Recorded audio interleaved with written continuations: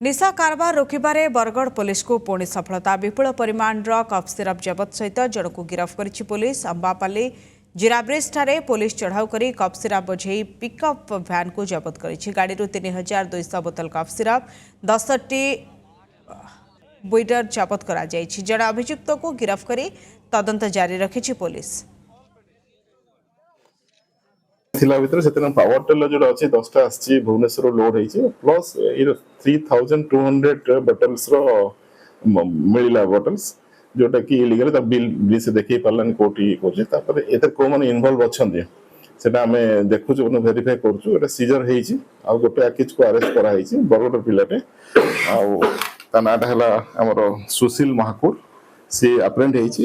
फार statement रे हम आ दो तीन जन से ना कहू से वेरीफाई करछु कॉम्प्लेक्सिटी कार कोन अछि कि हम देखु क्रिमिनल बैकग्राउंड ता हम वेरीफाई करछु मतलब जस्ट धरा हेछि आ क्रिमिनल बैकग्राउंड हम देखु आ अन्य माने जो इन्वॉल्व छै का छडा जीवन धरियो।